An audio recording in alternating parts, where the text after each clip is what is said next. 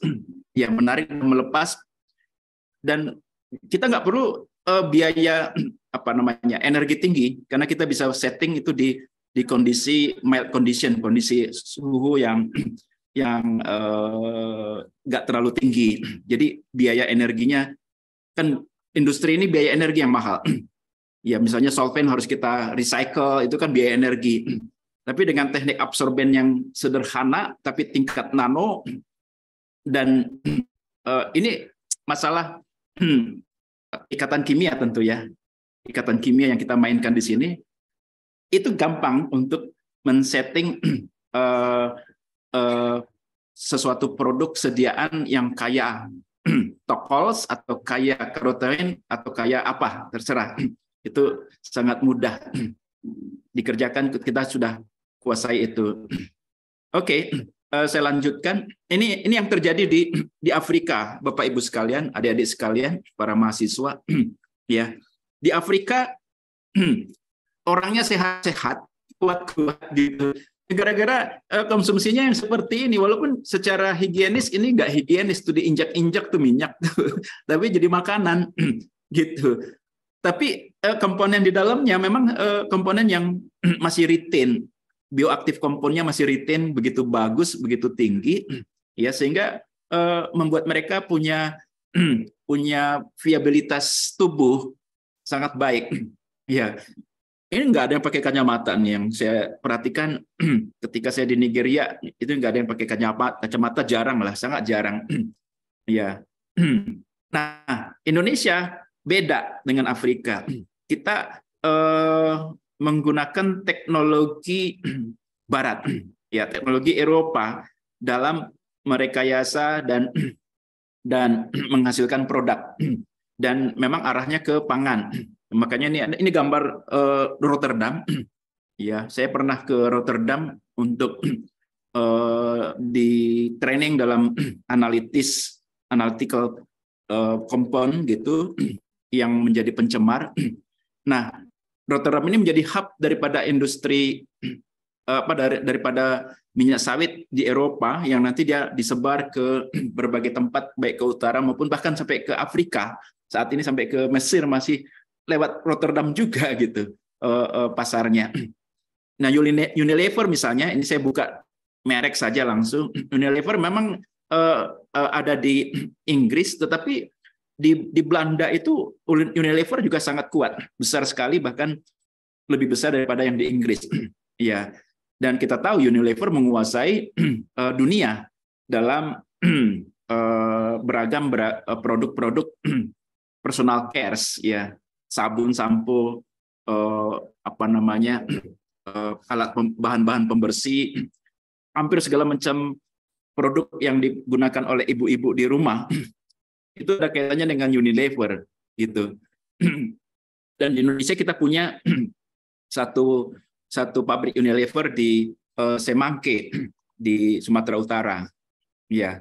Nah, tapi kebanyakan produk kelapa sawit yang berbentuk minyak ini dipakai sebagai pangan. Ini yang menarik. Artinya memang judul kita ini tepat. Judul kita ini tepat. Bagaimanapun pangan adalah titik masuk yang paling umum untuk bisa membuat perubahan ke dalam kehidupan manusia. Kenapa saya bilang manusia? Karena ini kan produk yang sudah menyebar di seluruh dunia. Nah, ketika kita rombak kelapa sawit ke pangan fungsional, tentu fungsional di sini berkaitan dengan kesehatan, maka manusia di dunia akan menjadi lebih sehat. Ini konsepnya, akan lebih sehat melalui kelapa sawit. Ini tantangan menarik. Ini visi yang menarik bagi kita, bapak-bapak dosen, ibu-ibu dosen, untuk oke, mari kita garap nih kelapa sawit. Jangan kami saja di pusat penelitian kelapa sawit yang penelitinya nggak banyak, ya. Tapi kita semua menggarap kelapa sawit yang mengarah kepada pangan fungsional, pangan untuk kesehatan. Jangan cuma minyak goreng, jangan cuma margarin, gitu. Margarin merah misalnya. Margarin yang mengandung karoten dan vitamin E tinggi. Nah, misalnya itu contohnya. Ya, atau margarin dengan squalen tinggi yang sangat penting dalam beberapa aktivitas biologis kita. Ini contohnya. Jadi ini jalan masuk ketika kita masuk dalam perdagangan minyak nabati dunia.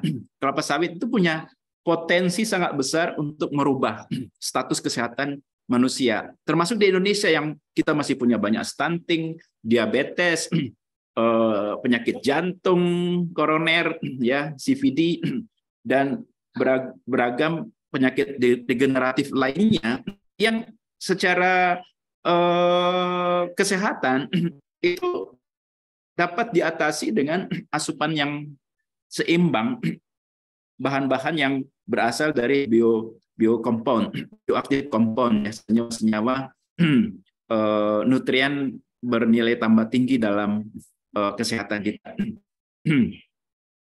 Beberapa slide saya akan skip, Bapak Ibu sekalian, adik-adik sekalian. Tapi memang saya sengaja ini berikan supaya kita bisa mengerti bahwa industri ini tidak bisa hidup tanpa riset, tanpa scientific approach, ya, pendekatan ilmiah.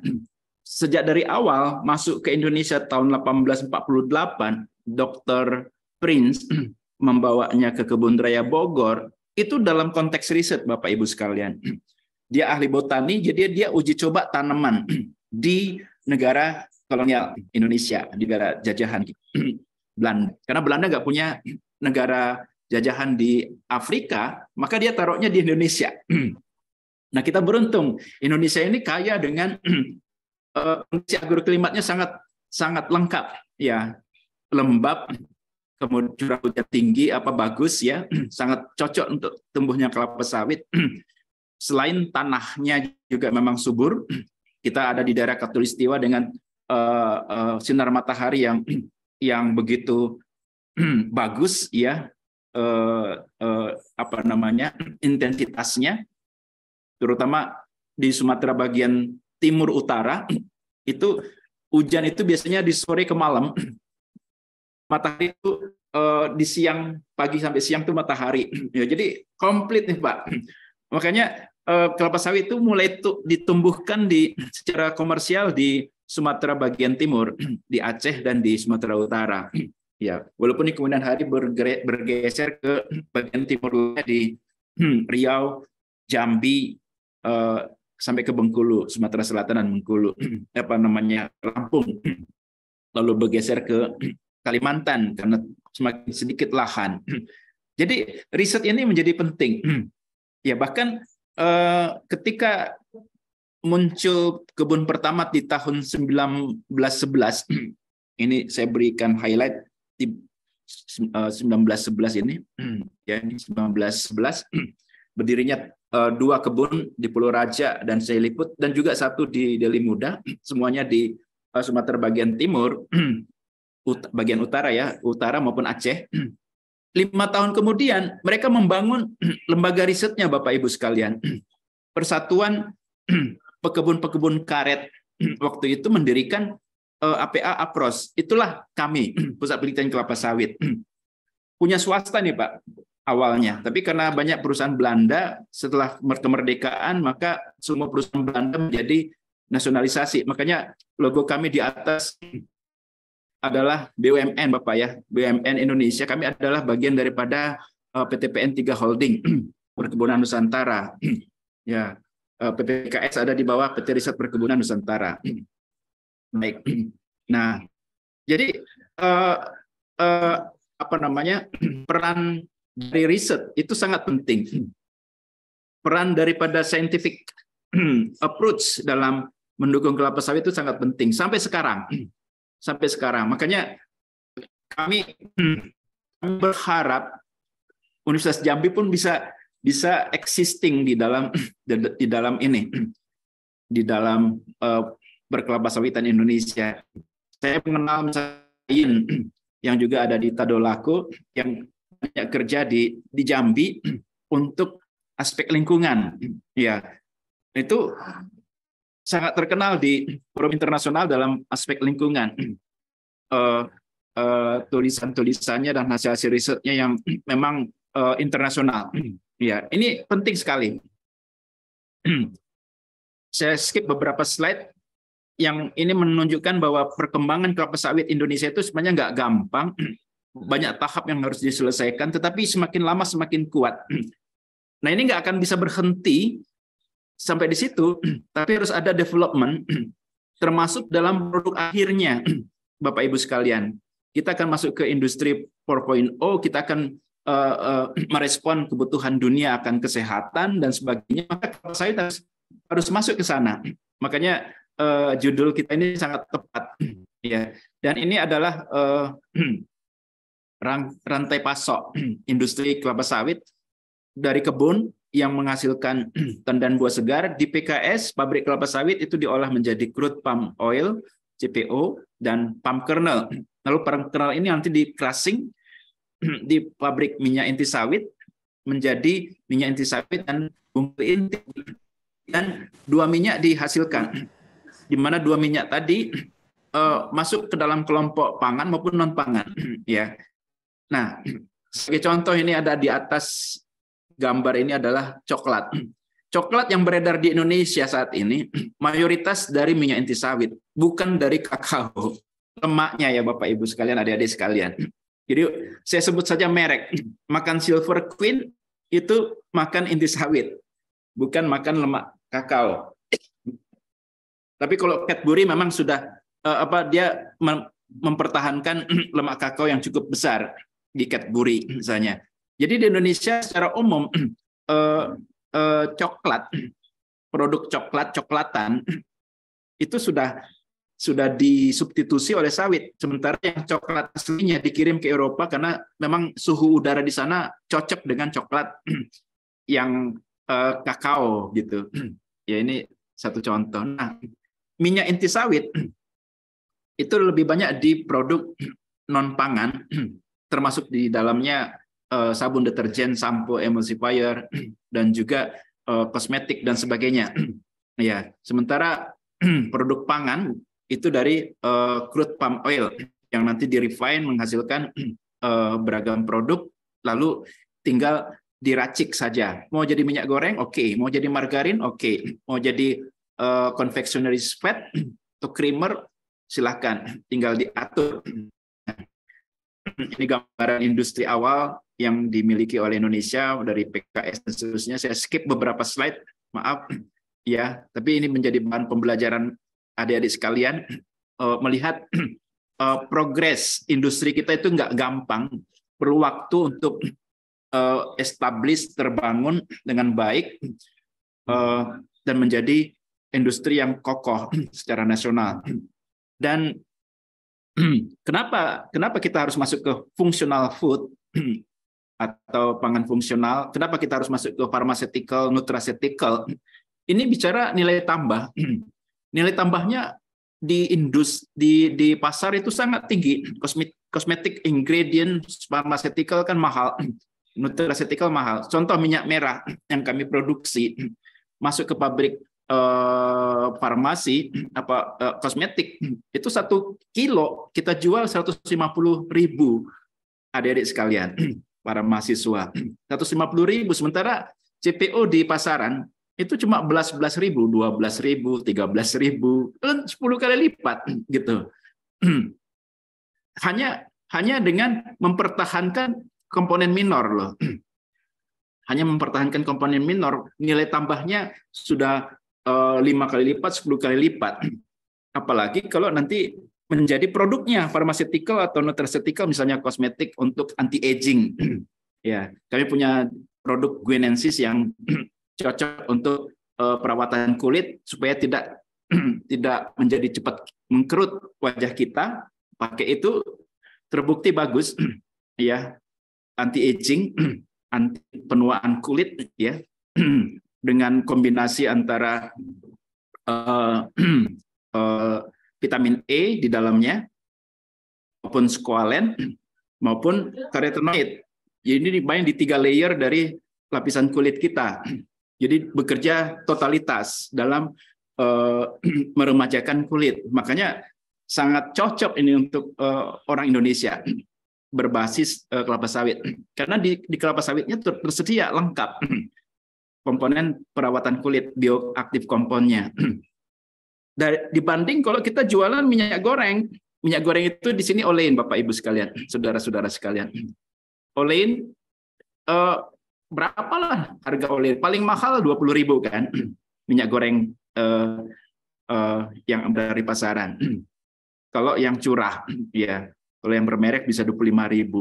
Tapi seperti saya katakan tadi, kalau kita jual minyak dengan kualifikasi tertentu untuk pharmaceutical atau nutraceutical yang grade 2, itu harganya sudah berapa kali lipat. Nah, inilah menariknya kelapa sawit.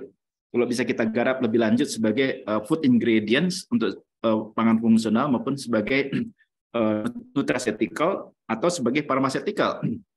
Ya. Dan inilah masa depan kelapa sawit Indonesia yang harusnya di-setting dari awal, bukan hanya menghasilkan bahan bakar biodiesel. Oke, biodiesel oke. Kita perlu untuk mengatasi kelangkaan energi BBM, bahan bakar minyak dari alam, dari bumi, ya. Kita gunakan yang lebih sustainable, ya, biodiesel. Tetapi specialty chemicals ini sangat penting. Specialty chemicals sangat penting yang termasuk nutrition food. Nah, jadi pergeseran ke depan harus menuju ke arah sana, sehingga perlu banyak riset, perlu banyak aktivitas pengembangan teknologi di depan. Ini PKS, saya tidak jelaskan bagaimana cara kerja PKS, tapi dari sinilah sumber bahan baku CPO dihasilkan, yang dalam proses ini saya tekankan satu hal, prosesnya telah merusak komponen minor sampai anjlok kualitasnya menjadi bahkan 50% down.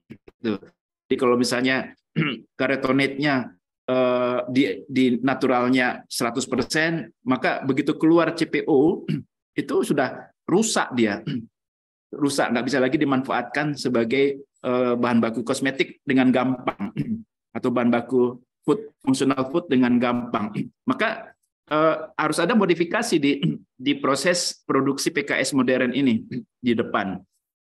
Ya, ini titik-titik kerusakan yang terjadi sudah kami lakukan evaluasi terhadap degradasi karotenoid, khususnya beta karoten sebagai beta karoten di PKS, di pabrik kelapa sawit, beberapa titik.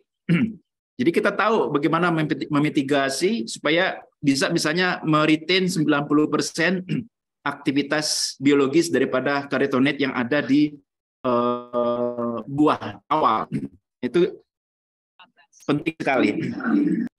Kemudian ini juga yang terjadi. Ini memang harus saya gambarkan dengan jelas. Di pabrik minyak goreng, CPO yang sudah rusak tadi di PKS juga sudah rusak, ya. Oke, tinggi dia kandungannya karotenoid, vitamin E squalen, tetapi sebagian itu sudah rusak. Nah, semakin rusak lagi ketika terjadi deodorisasi yang suhunya, tekanannya tinggi 240 derajat Celcius ke 260 derajat Celcius dengan tekanan tinggi. Nah, ini faktor-faktor yang membuat kita tidak dapat memanfaatkan komponen minor yang tersedia di minyak sawit. Makanya ini pun harus dimodifikasi dalam proses-proses lanjutan kalau kita mau memanfaatkan kelapa sawit lebih jauh. Saya skip slide ini dan saya mulai masuk ke resources-nya, ya, terutama di material dasarnya, yaitu buah. Ya, jadi ini kelapa sawit, mesocarp itu mengandung CPO dan yang di tengah yang putih adalah inti sawit yang menghasilkan minyak inti sawit. Ya, dengan kinerja industrialnya seperti ini yang nanti bisa kita mainkan dalam proses menghitung keekonomian dari produksi minor komponen sampai ke minor komponen bisa kita hitung. Nah, dari sisi komposisi asam lemak ini yang menjadi penting, karena minyak nabati atau minyak yang dikonsumsi maupun yang dipakai sebagai bahan farmasi, itu tentu kita harus melihat komposisi asam lemaknya, baik yang saturated, monounsaturated maupun yang polyunsaturated. Jadi yang poly di sini ada berwarna putih dan biru, ya. Jadi putih dan biru.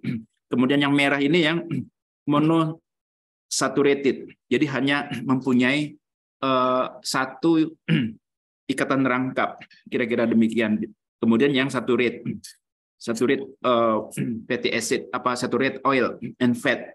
Nah, kelapa sawit seimbang Bapak Ibu sekalian. Yang kuningnya 51%, yang merah dan birunya jadi monounsaturatednya 39%, yang polinya 10%, yang linoleat khususnya, linoleat dan oleat. Nah, jadi yang merah ini oleat. Oleat di palm ini oleat. Jadi walaupun palm oil itu memang terkenal karena komposisi palmitic acid-nya yang di sini cukup besar, sekitar 40%, ya. Tetapi ada komponen oleat yang besar 39%. Dan kita tahu oleat ini penting dalam beragam kosmetik, karena oleat ini menjadi moisturizer, menjadi pembasah, ya, menjadi komponen yang membawa semua komponen menjadi menyatu. Ya, ini body dari sebuah designing kosmetik khususnya, atau kalau sekarang saya lebih senang bilangnya cosmeceutical. Cosmeceutical berarti sudah mengarah kepada kosmetik untuk kesehatan, bukan kosmetik untuk cuma cantik, tetapi untuk sehat. Ya, ini tren baru yang kami sudah mempunyai orientasi seperti itu. Jadi lebih kepada wellness. Konsepnya adalah wellness. Wellness itu adalah kebugaran, kenyamanan, ya. Jadi bukan cuma sekedar cantik. Ya, kosmetik bukan cuma sekedar cantik, tapi menjadi lebih nyaman, lebih pokoknya hati itu menjadi berbeda, ya, wellness. Nah, palm oil sebenarnya mirip dia dengan olive oil ini. Dia tinggi di monosaturatednya, di oleatnya sangat tinggi, begitu. Tapi dia punya kelebihan, yaitu punya saturated. Ini poin pentingnya kalau kita nanti bandingkan dengan olive oil. Saya lanjut. Sebenarnya kelapa sawit tidak dapat dikategorikan sebagai saturated oil, tapi menjadi monosaturated oil satu kelas dengan olive oil, minyak zaitun. Ya, kelasnya tersendiri, kelasnya sangat berbeda. Bukan juga polysaturated oil, polyunsaturated oil, lemak dengan tingkat jenuh lebih dari 2, lebih dari 2, 3 dan seterusnya maksud saya. Oke. Jadi soybean, corn, rapeseed ini sangat rentan dengan oksidasi, Bapak Ibu sekalian, tidak stabil di kondisi ruangan. Tapi olive oil, minyak sawit stabil. Kita taruh di udara terbuka, kita nggak takut menjadi tengik. Ya, tidak takut menjadi tengik.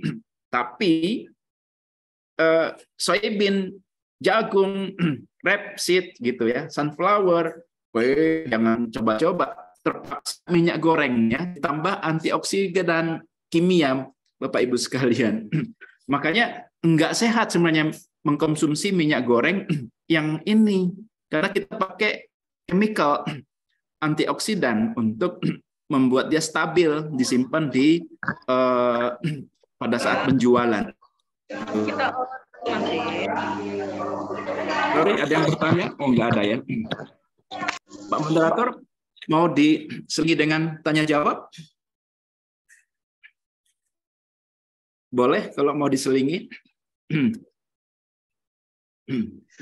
Kalau ada yang mau bertanya. Oh, Pak Fauzi, silakan Pak Fauzi atau Bang Fauzi. Sorry. Ini Pak dosen atau siapa? Mahasiswa, Pak. Oke, Bang Fauzi, silakan. Senang sekali mendengar suara mahasiswa nih. Baik, terima kasih Pak. Baik, terima kasih Pak. Apakah mendengar suara kami?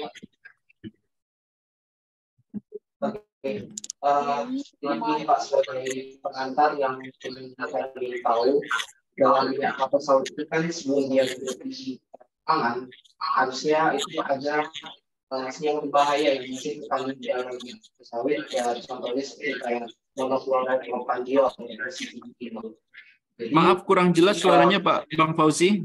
Boleh di maaf saya kurang begitu jelas.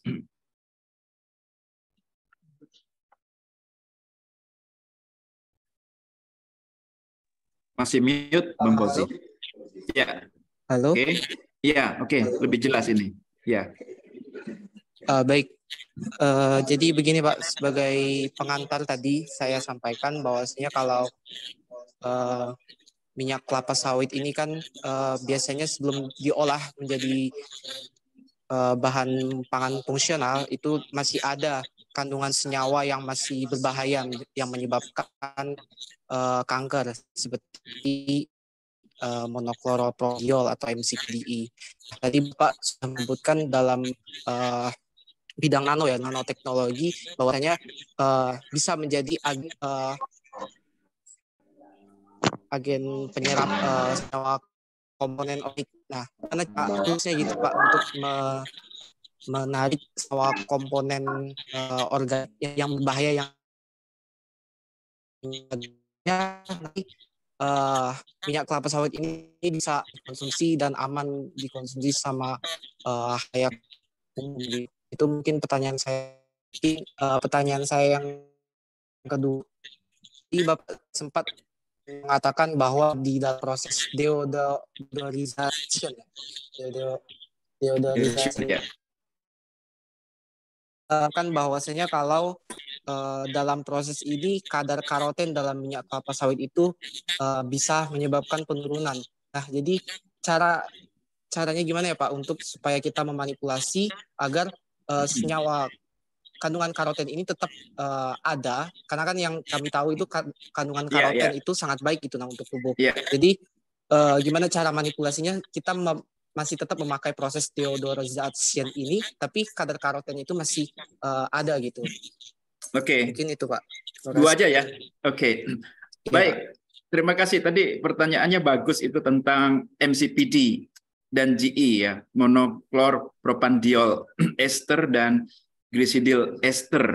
Itu memang adalah senyawa kontaminan yang disinyalir menyebabkan kanker. Tapi masih disinyalir. Ya, belum menjadi peraturan yang ketat di Eropa, tapi sudah masuk di FAO, WHO dalam standar kodeks ya.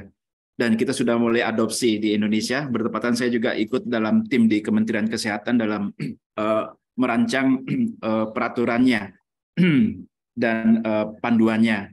Nah, memang ini adalah senyawa yang muncul dalam proses. Jadi bukan yang ada secara alamiah di minyak sawit. Karena proses dia muncul. Apa prekursornya? Apa pemicunya? Pemicunya dua, yaitu adanya digliserida atau monogliserida yang ketika minyak sawit, minyak itu kehilangan asam lemak. Ya, maka satu asam lemak hilang tentu jadi digliserida. Dua asam lemak hilang menjadi monogliserida. makanya namanya kan MCPD, monokloropropiondiol ester ya. Memanfaatkan di atau monogliserida ini yang masuk nanti dalam proses bereaksi dengan prekursor kedua yang wajib ada, klor. Klor itu munculnya di mana?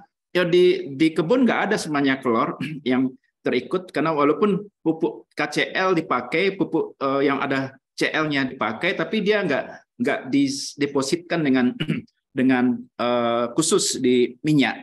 Jadi peluangnya dari kebun nggak ada sebenarnya sumber klor. Tapi memang di kebun kalau disimpan 2 hari restan buah restan buah yang menginap 2 hari 3 hari muncul diglisida sangat sangat mungkin terjadi kan, karena ALB naik, asam lemak bebas naik, maka diglisida naik. Tapi kalau nggak ada CL nggak terbentuk MCPD maupun glicidil ester tadi. Sampai di PKS. Di PKS terjadi memang kontaminasi karena di PKS mungkin saja air mengandung klor atau beberapa sumber lainnya. Tapi juga nggak segitu besar. Dan di PKS menurut analisis kami dari proses penelitian, itu adalah proses pencucian nanti diklarifikasi dengan air. Kita tahu kan klor itu larut air. Jadi tercuci dia sehingga proses lebih lanjut untuk menjadi MCPD sangat minim di CPO. Jadi sampai CPO nggak ada masalah. Nah, persoalan terbesar ada di sini, di slide ini. Ini adalah pabrik minyak goreng. Di bleaching. Bleaching ini menggunakan bleaching earth yang biasanya diasamkan, acidified bleaching earth. Asamnya ini kita biasanya kalau ada material-material yang mengandung asam, biasanya ada klornya. Walaupun dia gunakan fosfat atau gunakan asam-asam lainnya, klor ini kan sesuatu yang universal, ada di alam. Gitu. Jadi bisa ada di dalam acidified bleaching earth, tanah pemucat yang diasamkan. Kenapa diasamkan? Untuk membuat kapasitas absorpsinya kuat untuk menarik warna merah dari karotenoid ini. Ya, gunanya bleaching earth kan memucatkan ya. Inilah persoalannya. Maka cara menyelesaikannya jangan pakai acidified bleaching earth, pakai bleaching earth yang netral. Maka kita terhindar dari kemungkinan adanya kontaminasi proses. Ini kan kontaminasi proses yang terbentuk di dalam proses. Kemudian yang kedua terjadi di deodorisasi, Bang Fauzi. Jadi di deodorisasi ini suhu tinggi itu memicu terbentuknya MCPD. Kita tahu ada hukum Arrhenius kan, suhu naik berapa derajat maka reaksi naik berapa kali lipat ya kan? Tahu kan hukum itu kan? Nah, makanya kita atur saja deodorisasinya jangan sampai 240 derajat. Sudah banyak riset dikerjakan, itu kita turunkan sampai di bawah 220 derajat Celcius. Maka tidak akan terjadi pembentukan MCPD yang berlebihan. Masuk ke dalam standar yang ada sekarang di WHO, FAO, WHO, Codex Alimentarius, yaitu di 2% ya. Nah ini strateginya. Jadi sebenarnya gampang menyelesaikan persoalan kontaminan ini. Kedua, pertanyaan kedua. Bagaimana mempertahankan warna yang merah, yang karotenoid kan ada di dalam warna merah dalam deodorisasi. Kembali lagi suhunya, karena karotenoid itu menjadi rusak ketika suhu di atas 150. Ini hasil penelitian seorang mahasiswa politeknik D3 yang saya bimbing di tahun 2000 ya. Sekarang dia menjadi kepala pabrik kelapa sawit di Bengkulu. Dia melakukan modifikasi deodorisasi untuk menghasilkan minyak merah yang bebas, warnanya tetap dipertahankan. Turunkan suhunya di bawah 150. Iya. Walaupun sebenarnya minyak itu berubah warnanya semenjak suhu 70 derajat Celcius itu sudah mulai memucat secara fisikal karena panas. Nah, strategi kedua selain turunkan suhu, tembakkan uap gitu. Jadi panasnya dari uap. Panas yang uap ini mempertahankan warna merah, tidak dirusak oleh panas. Jadi dia memblanket atau menyelimuti karotenoid sedemikian rupa sehingga dia tidak rusak oleh panas. Ya, ini juga hasil penelitian teman mahasiswa yang saya katakan tadi yang saya bimbing waktu itu. Ya, jadi di suhu standar 130, 120 ke 150, kita bisa mempertahankan warna merah itu bagus ya. Jadi carotenoid kontennya cukup bagus. Walaupun sebenarnya nggak retain 90%, retainnya sekitar 70, 60-70% carotenoid yang bagus. Yang kira-kira bisa menjawab ya, Bang Fauzi. Ya. Terima kasih. Oke. Bagus, pertanyaan sangat bagus. Saya senang sekali. Ini sangat. Terima kasih, Fauzi. Mungkin ada pertanyaan lagi? Ada pertanyaan lagi? Silakan. Makin menarik nampaknya nih, makin siang. Kita sampai jam 5 sore kan, Pak? Ada lagi? Sampai buka puasa ya, Pak? Mungkin dari dosennya juga.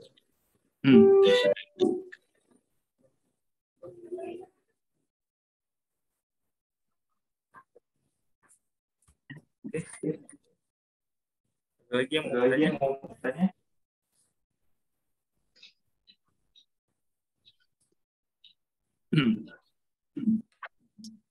Sepertinya belum ada. Ya, silakan lanjut Pak. Kita lanjut ya Pak. Oke, saya lanjut saja. Saya masuk ke fitonutrien. Tadi bicara tentang asam lemak. Oke, itu sudah walaupun belum lengkap sekali yang saya jelaskan tentang asam lemak, tetapi paling tidak sudah punya gambaran para peserta hari ini tentang pentingnya asam lemak dalam designing pangan fungsional maupun dalam designing produk-produk pharmaceutical ya. Saya masuk ke fitonutrien karena ini yang menjadi pertanyaan penanya sebelumnya juga ya. Di fitonutrien ada beberapa komponen bioaktif compound yang existing di dalam minyak sawit, khususnya di CPO ya. Ada provitamin A, ada vitamin E, squalene, phytosterol, ubiquinon, dan lycopene. Ini yang sebagian yang utama ya. Masih ada yang kecil-kecil yang lain saya tidak sebutkan di dalam forum ini. Nilainya juga nggak begitu banyak. Oke. Dan fitonutrien ini di dalam realitas industri memang kita rusak di dalam proses rafinasi ya, padahal kita butuh dalam berbagai aktivitas biologis kita secara real. Nah, tapi minyak sawit tidak mengandung vitamin larut lemak seperti vitamin C ya atau polifenol. Inilah kelemahannya ya. Tapi kan nggak harus semua dia miliki toh. Yang utama adalah semua bioaktif compound yang larut lemak memang berada pada jumlah dan komposisi yang begitu tinggi ya dibanding minyak nabati lainnya. Ini yang saya pikir menjadi catatan penting kita, sehingga dia punya kapasitas yang tinggi dalam support life therapy ya, dalam menunjang kesehatan manusia. Nah, ini jalan masuk kita ke dalam pangan fungsional maupun ke pharmaceutical. Jumlahnya Bapak Ibu sekalian, kita bicara yang bentuk crude, nanti alfanya habis hilang tuh. Jadi 0 di refine, di minyak goreng yang sudah kuning itu ya hilang habis. Tapi beta karoten masih ada sedikit saja, 15 ke 20 ppm yang di minyak goreng. Tapi anjloknya jauh, 500-800 kita buang begitu saja istilahnya. Tocopherol dari 400-500 tinggal 100 ke 150. Memang toko vitamin E ini lebih tahan kepada panas. Tocotrienol 600 ke 800 turun menjadi 200 ke 300. Dan ini lebih tahan lagi dibanding tocotrienol. Demikian juga phytosterol lainnya, ya baik campesterol, stigmasterol, ya sitosterol. Ini komponen-komponen antioksidan yang sekarang di produk suplemen, wow, ini mahal-mahal nih Bapak Ibu sekalian. Kemudian ubiquinon Q10, ya, ubiquinon 10. Ini juga satu komponen bioaktif, senyawa bioaktif yang langka di minyak nabati, tapi ada di minyak sawit. Dan yang tidak kalah pentingnya squalene. Squalene ini biasanya kan kita ambil dari sirip ikan hiu, sirip atau hati, saya lupa. Pokoknya dari ikan hiu. Ya, ikan hiu kan nggak boleh diburu, Bapak Ibu sekalian, kan merusak lingkungan. Tapi di sawit melimpah. Sayangnya di pabrik minyak goreng itu masuk di limbah, ya, masuk di limbah lalu dibuang ke tanah, jadi nggak dimanfaatkan. Nah, ini potensial dalam membangun sediaan farmasetikal ketika kita memanfaatkan limbah dari pabrik minyak goreng. Ya, jadi adik-adik mahasiswa yang berminat mengembangkan produk-produk berbasis squalene, ambil dari pabrik minyak goreng, cari limbahnya. Di situ bisa kita peroleh squalene dengan jumlah yang wow, huge ya, banyak. Dibanding minyak nabati lainnya kalah tuh. Ya, ini menarik untuk ke depan bisa dikembangkan. Nah, apa manfaatnya? Ini yang saya pikir saya nggak akan urai satu persatu. Nanti boleh dibaca sendiri, dipelajari sendiri. Ini memang ada di literatur. Apa itu manfaat karotenoid? Apa itu manfaat vitamin E? Saya pikir kita tahulah untuk itu. Apa itu manfaat likopen, fitosterol, dan sebagainya. Ya, saya pikir ini di forum ini kita tidak akan diskusikan lebih luas. Saya lebih mengarah kepada bagaimana menyediakannya pada produk. Ya, ubiquinone, squalene. Squalene ini terutama kalau kita bicara perawatan kulit. Bagaimana kita bisa memanfaatkan dalam melindungi kulit dari paparan sinar UV, radiasi, ya sedemikian rupa, dan juga membantu dalam mengatasi sel tumor secara alamiah. Ya, ini menarik sekali. Dan studi-studi literatur yang banyak sudah membuktikan itu. Ini beberapa catatan saya tentang potensi karotenoid, vitamin E, fitosterol, ubiquinone, dan squalene dalam berbagai fungsi kesehatan yang bisa kita buat dalam bentuk sediaan pangan, jadi pangan fungsional, atau sediaan nutrisi ya, atau dalam perawatan khusus, terapi yang kita bisa buat dalam bentuk farmasetikal. Ya, ini sangat luas aplikasinya. Bentuk sediaannya juga luas. Ya. Dan inilah beberapa persoalan yang terjadi dalam industri. Saya ingin mengungkapkannya kepada kita semua. Real industry memang merusak kualitas dari nutrien tadi.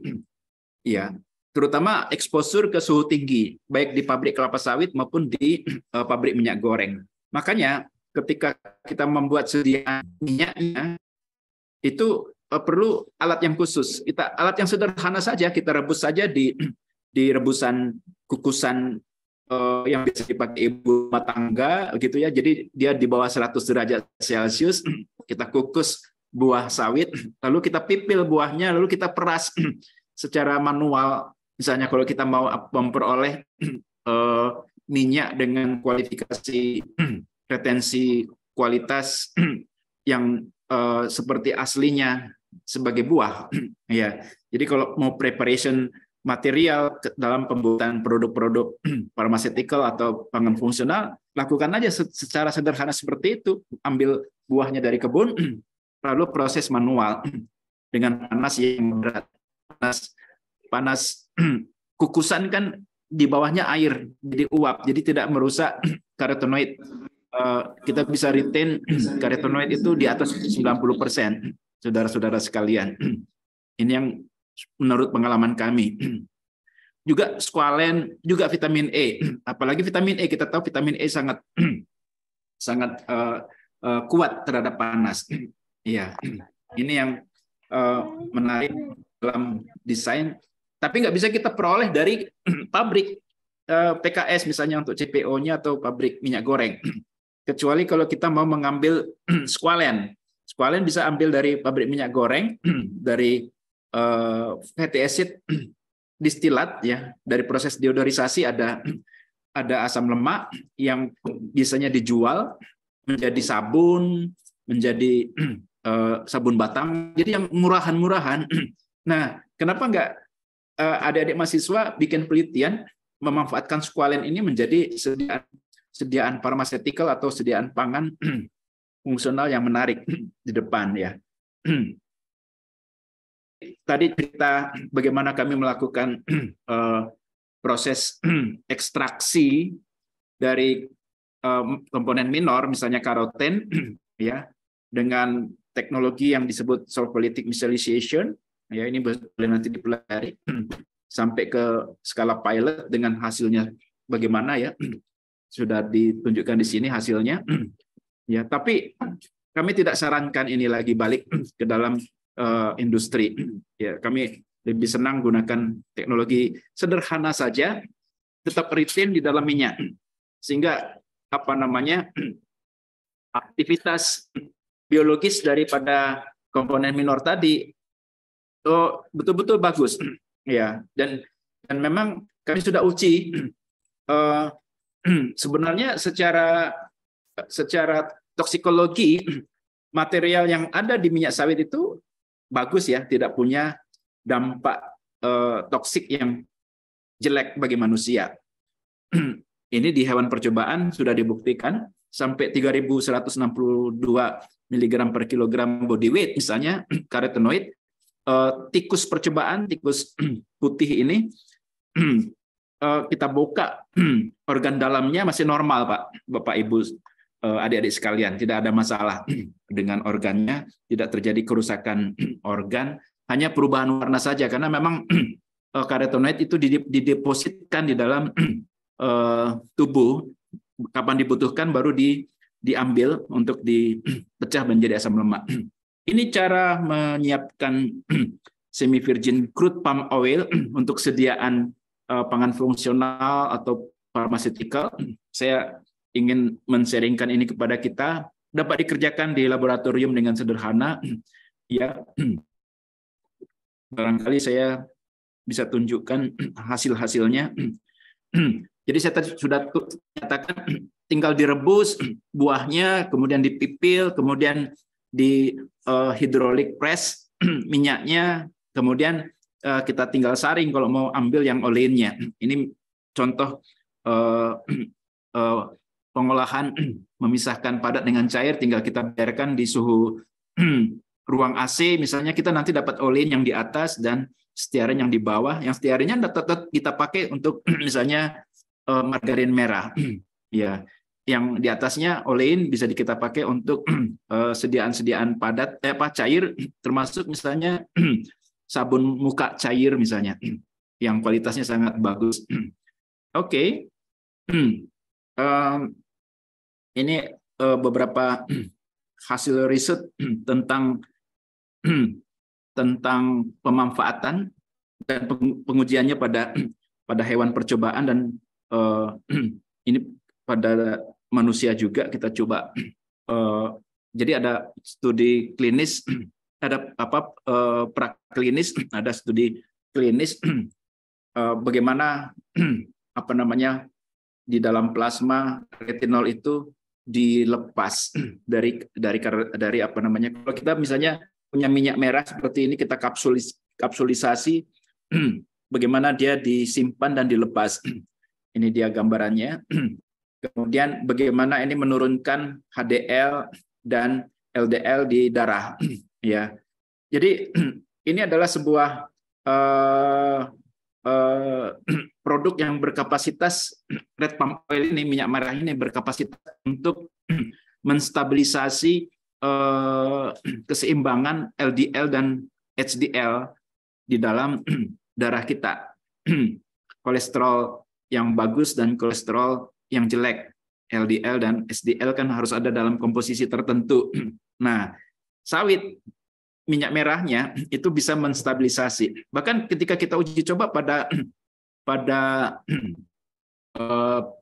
diabetes, proses mengantisipasi penyakit diabetes, itu juga bisa menahan gula darah dengan bagus, dengan mekanisme yang sayang saya tidak bisa jelaskan di sini karena slide-nya nggak ada tersedia. Tetapi ada potensi yang sangat baik minyak merah itu sebagai stabilisator, protektor daripada proses pembentukan gula darah berlebihan.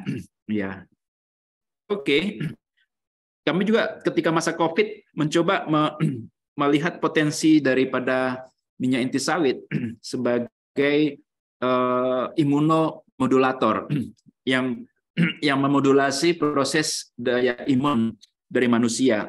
Ya, dan memang terbukti lauric acid itu sangat efektif karena dia punya sifat antiviral, ya, antibakterial yang kuat dalam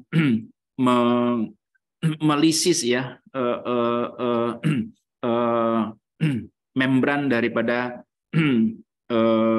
bahan biologis tadi, yaitu bakteri ataupun virus, ya. Dia melisis, dia memecah membrannya. Itu mekanisme yang menarik yang kita bisa temukan, dan kami sudah lakukan uji pada hewan percobaan, sebenarnya pada tikus, dan kita tes bagaimana sitokinin di biosintesis, bagaimana proses terbentuknya leukot, istilahnya ini. Saya punya beberapa slide di bawah ini. Saya turun lagi ke bawah ya. Interleukin sorry. Ini dia. Ini adalah proses pembentukan IL-10, IL-6 dalam proses imunomodulasi daripada RPO di dalam tubuh. Jadi dia bisa mengindus, bisa melakukan supresi, bisa melakukan proses-proses, pokoknya memodulasi dengan mengatur IL-2-nya, mengatur IL-6, IL-10 sedemikian rupa sehingga proses inflamasi dan deflamasi itu bisa seimbang. Ya. Nah, satu lagi yang juga menarik adalah persoalan ini. Sorry, saya turun ke slide bawah nih. Persoalan stunting. Di Indonesia kita punya persoalan yang berat di stunting. Mungkin di Jambi persentase stunting cukup tinggi, ya. Atau yang mau ke stunting yaitu wasting, ya. Tinggi badannya oke, tetapi dia tetap punya berat badan yang belum normal, yaitu juga wasting, ya. Kita punya persoalan mau mengatasi itu di tahun 2024 kita bisa turunkan 14% se-Indonesia, tapi nampaknya secara nasional tidak ada program yang bagus untuk mengarahkan ke sana. Nah, kami menawarkan minyak merah ini sebagai cara untuk mengatasi stunting. Ini stunting di seluruh Indonesia di atas 20%. Ada yang sampai 35%. Ya, di Jambi berapa tuh? Jambi 21%. 21% Jambi. Malah Sumatera Utara besar sekali, 30%. Padahal kita punya materialnya untuk mengatasi stunting ini yang terkait dengan infeksi di saluran pencernaan sehingga serapan nutrisi tidak stabil, tidak bagus. Nah, dengan masuknya minyak sawit dan beberapa komponen lain, bukan hanya minyak ya, tapi juga protein tentu, maka infeksi saluran pencernaan ini dapat diperbaiki, daya serap bisa lebih bagus, kemudian stunting pun bisa diatasi. Ini skenario yang sedang kami canangkan ke depan dan kita tawarkan kepada pemerintah untuk memanfaatkan minyak merah sebagai proses mengatasi undernutrition di Indonesia di berbagai tempat, ya.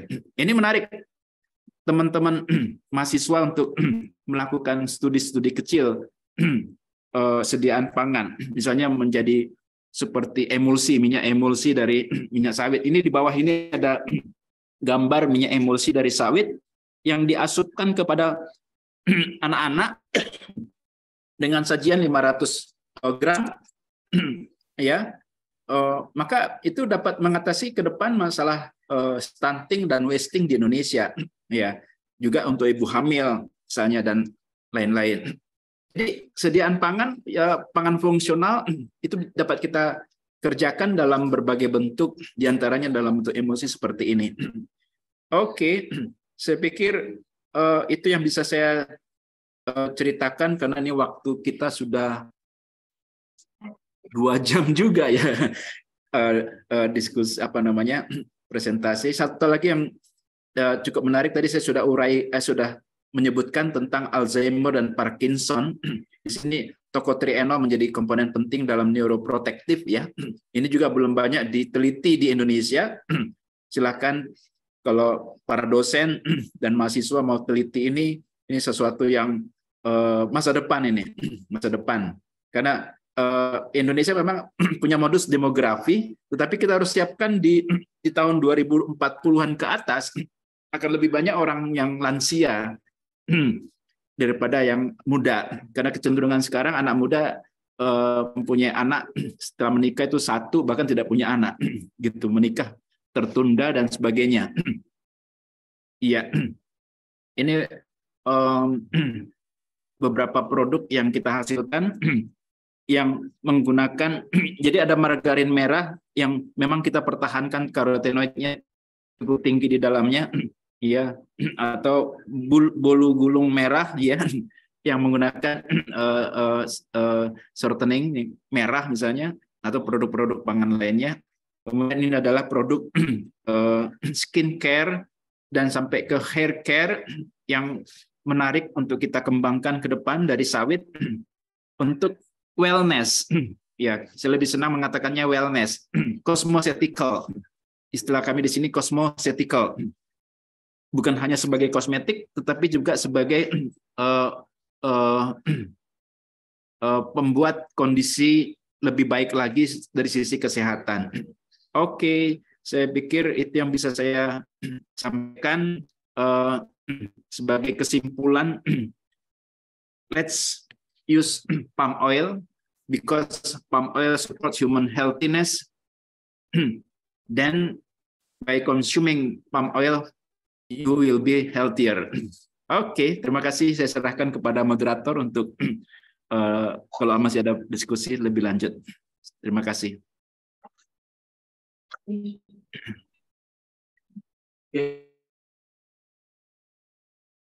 Terima kasih pada Pak Donald yang sudah meluangkan waktu ilmu pada kita. Mungkin masih tanya dari mahasiswa ataupun dari pihak dokter ataupun dari tamu.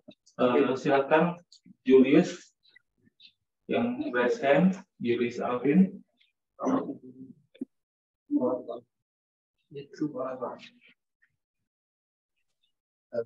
Selamat siang. Selamat siang. Perkenalkan, saya Julius Alvin Vinicius Durat.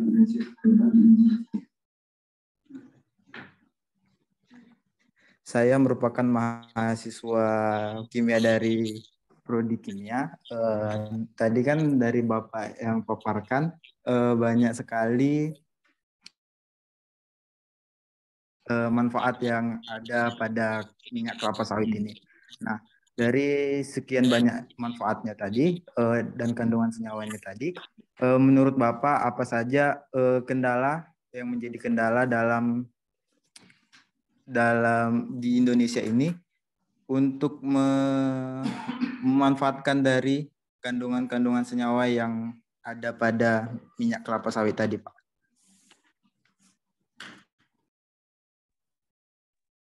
Hanya itu kan? Terima kasih, Alvin. Silakan Pak Donald bisa langsung menjawab. Terima kasih. Oke, disebut kendala, sebenarnya bukan kendala ya. Saya pikir ini kita punya persoalan sebagai manusia di daerah tropis yang segala sesuatunya tersedia di alam.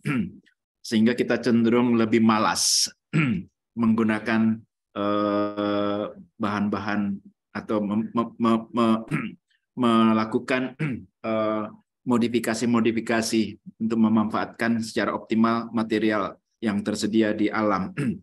Ya karena Indonesia ini semua ada.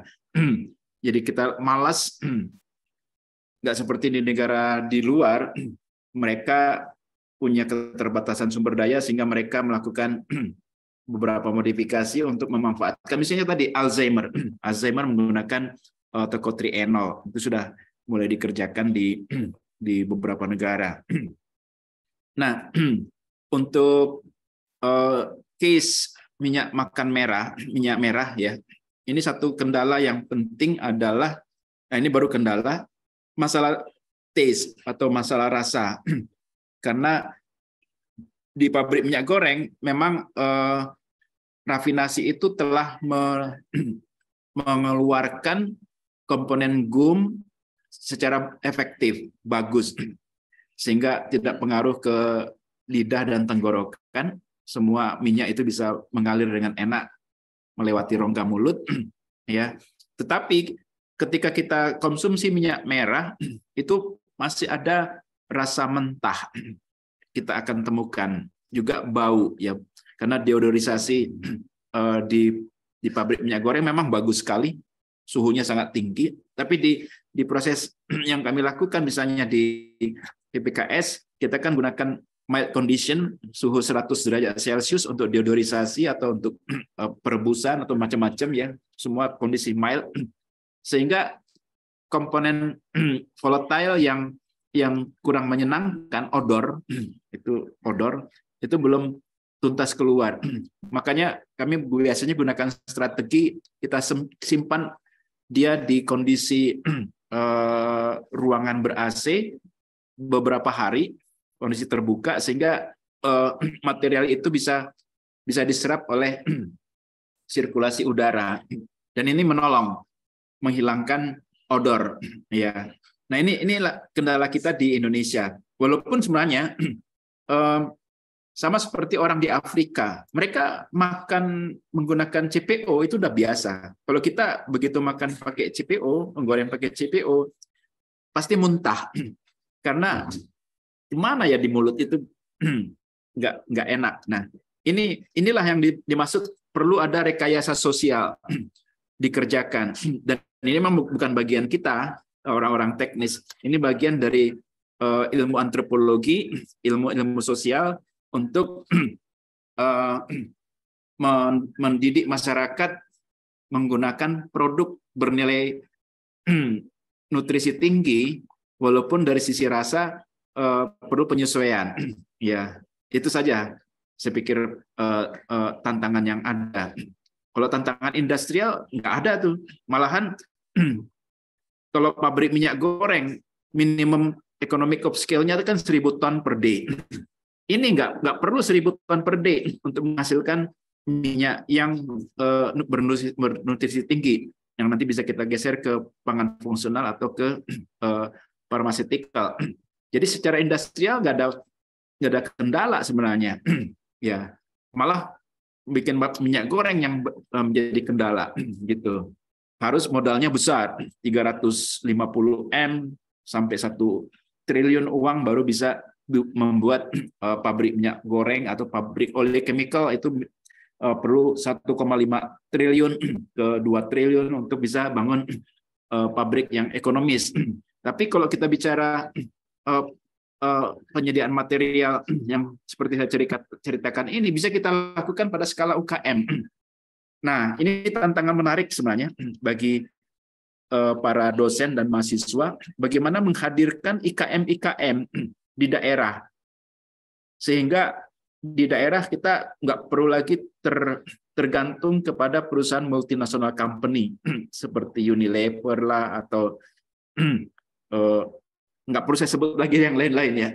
Tapi terbentuk industri-industri kecil menengah yang menghasilkan bahan pembersih, kosmetik, skala kecil, semua serba skala industri kecil menengah. Ini tantangan di depan yang pemerintah harus turun tangan memang, tapi scientific base itu sangat penting untuk bisa mendukung regulasi pemerintah masuk ke sana.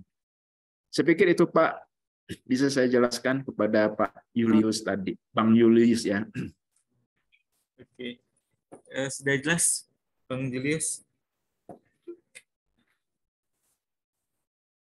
Oke, terima kasih Pak Julius, Bang Julius, terima kasih Bang Julius untuk pertanyaannya. Mungkin ada lagi yang mau bertanya? Silakan raise hand ataupun langsung dibuka mic-nya. Ada lagi?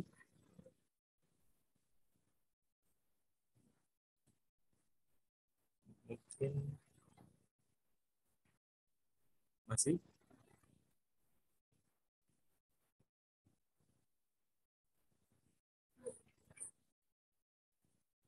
Oke, kalau tidak ada lagi, saya ringkas sedikit mungkin dari pembicara dari materi tadi. Jadi potensi kelapa sawit di Indonesia, terutama di Jambi itulah sangatlah besar ya. Jadi kelapa sawit itu awalnya kita temukan atau dibawa dari Afrika dan banyak sekali manfaat kelapa sawit itu selain CPO.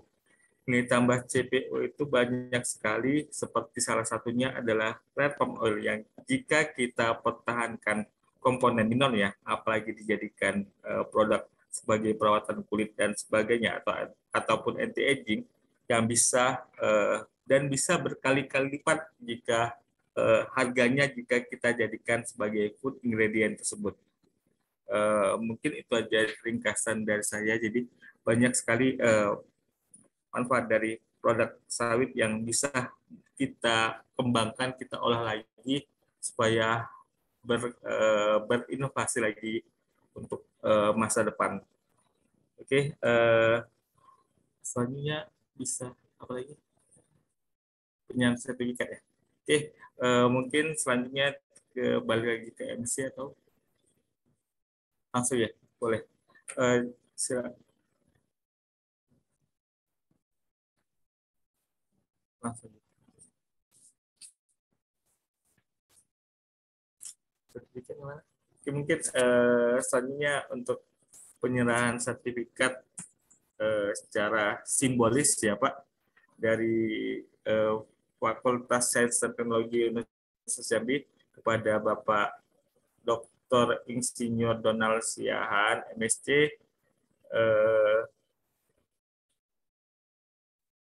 Mohon diterima Pak. Nanti mungkin kami kirimkan secara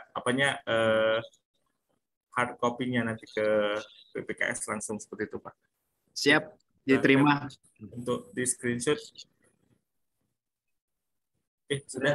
Terima kasih pada Pak Donald. Akhirnya kita tutup kuliah tamu. Ya, oke, boleh. Mungkin ada closing statement dari Pak Donald sebagai pemateri pada pagi hari ini. Iya, kelapa sawit memang adalah bahan yang tanaman yang merubah peradaban dunia, peradaban manusia, dan saya pikir masih banyak peluang yang besar bagi kita di wilayah kimia untuk menggiring masyarakat dunia menggunakan kelapa sawit lebih baik lagi ke depan, terutama dalam kaitannya dengan kesehatan dan fungsi-fungsi biologis penting. Karenanya ini adalah tantangan bagi kita, bagi saya juga ini tantangan ke depan, bagaimana kita menawarkan kepada dunia, termasuk dunia kita di Indonesia ini, menggunakan komponen minor yang begitu banyak terbuang sia-sia di Indonesia selama ini. Demikian, terima kasih Pak Moderator. Oke, terima kasih Pak. Alhamdulillah, Bapak, terima kasih Bapak atas ilmunya, sharingnya, dan informasinya yang bagi mahasiswa-mahasiswi Universitas Jambi, terutama prodi kimia, dan mungkin kita upload dulu untuk Pak Dr. Donald ya, kita. Oke, selanjutnya kita tutup kuliah tamu pada siang hari ini, dan saya sebagai moderator mohon maaf apabila ada kekurangan, dan saya akhiri. Wassalamualaikum warahmatullahi wabarakatuh. Terima kasih Pak Donald. Terima kasih Pak Donald. izin. Ya. Terima kasih.